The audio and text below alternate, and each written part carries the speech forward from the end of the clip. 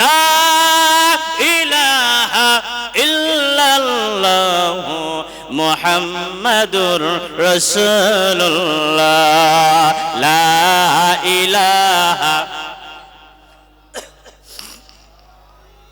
লা ইলাহা ইল্লাল্লাহ লা ইলাহা লা ইলাহা ইল্লাল্লাহ মুহাম্মাদুর রাসূলুল্লাহ। ভারতের মুসলমান ভাইরা রে আমার, যে কথা বলছিলাম, জাহেদ রাদিয়াল্লাহু তাআলা আনহু নবীজির একজন গরীব সাহাবী ছিলেন। নবীকে অত্যন্ত মহব্বত করতেন, ভালোবাসতেন, বারবার নবীজির কাছে আসতেন। আল্লাহর নবী বললেন, জাহের গো, তুমি তো গ্রামের একজন গরীব সাহাবী, গরীব মানুষ, সবজি বিক্রি করো, তুমি বারবার কেন আমার কাছে আসো গো? তোমার কি ব্যবসার ক্ষতি হয় না? তোমার মা আছে, বাবা আছে, সন্তান আছে, স্ত্রী আছে, তুমি কেন বারবার আমার কাছে আসো? তুমি ব্যবসা করে তোমার সংসার চালাইবা। জাহের বললেন, ইয়া রাসূলুল্লাহ, নবী, আমার মা বাবা বেঁচে আছে, আমার স্ত্রী পুত্র সন্তানাদি বেঁচে আছে, কিন্তু যখন আপনার কথা মনে হয়, আপনার চেহারা দেখার কথা মনে হয়, আমি জাহের আর থাকতে পারি না। আমি এরকম ভাবে বাড়ির থেকে বাহির হয়ে যায় একটা নজর আপনাকে দেখার জন্য, একটা নজর আপনাকে দেখার জন্য আমি বাড়ির থেকে চলে আসি। মনটা ব্যাকুল হয়ে যায়, ছটফট করে, কখন আপনার সুন্দর চেহারা আমি দেখবো। চিৎকার দিয়ে বলুন। মুসলমান ভাইরা রে আমার, নবীজির সুরত এবং সিরাত, সুরাত মানে চেহারা, সিরাত মানে আদর্শ, দুটোটাই আল্লাহ একেবারে ভরপুর করে দিয়েছিলেন। সুবহানাল্লাহ বলবেন না? দুটোটাই ভরপুর করে দিয়েছিলেন। নবীজির এমন সুন্দর চেহারা। নারায়ে তাকবীর, নারায়ে তাকবীর, নারায়ে তাকবীর। হুজুর এসে গেছে, আর বলা সম্ভব হচ্ছে না। আল্লাহ পাক আমাদের সকলকে রাসূলের মহব্বত নিয়ে দুনিয়া থেকে বিদায় হওয়ার তৌফিক দান করুন। সকলে বলুন আমিন। আসসালামু আলাইকুম ওয়া রাহমাতুল্লাহি ওয়া বারাকাতুহু।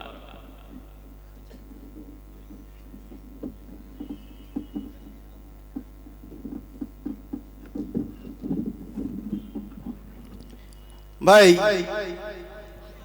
আলহামদুলিল্লাহ, আপনাদের ভালো লাগছিল বলে মনে হচ্ছে, কিন্তু এরা তো দাওয়াত ছিল না। ইনি আমার মশিউর রহমান ভাইয়ের সাথী হিসেবে, ভালো বক্তা হিসেবে উনি একটু সময় দিয়েছিলেন, কিন্তু বাকি যে বক্তাগুলো আছেন তাদের সময় দিতে হবে। বিশেষ করে আপনাদের আবেগ বা আশা বা চাহিদা যে মাওলানা মশিউর রহমান সাহেব অর্থাৎ খোকা মাওলানা সাহেবের বক্তব্য আমরা শুনবো, সেই জন্য তানার টাইমটা দিয়ে দিলাম। উনি আপনাদের সামনে খুব পরিচিত, আমাদের পুরাতন বক্তা, এর আগে এসছেন, এখনো এসছেন, আবার আল্লাহ চাইলে আবার আসবেন। সেই জন্য উনি এখন কথা রাখবেন। কথা রাখার আগে আবার অনুরোধ করছি, আপনারা যারা মোড়ে ঘুরছেন, দোকানে ঘুরছেন, বাড়িতে আত্মীয় স্বজন জামাইপন নিয়ে আদর যত্ন করছেন, মাঠে চলে আসুন। সবাই বলুন নারায়ে তাকবীর, নারায়ে তাকবীর।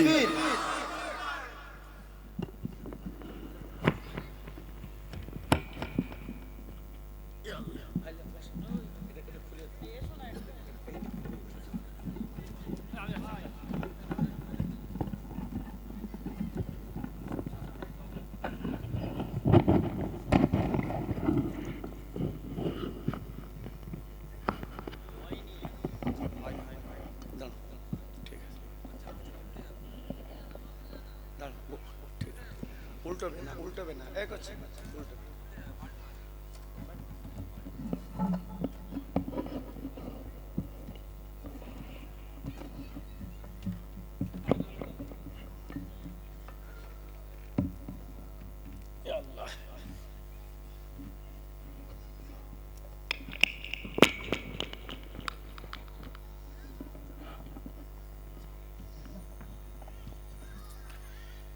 আল্লাহ আল্লাহ।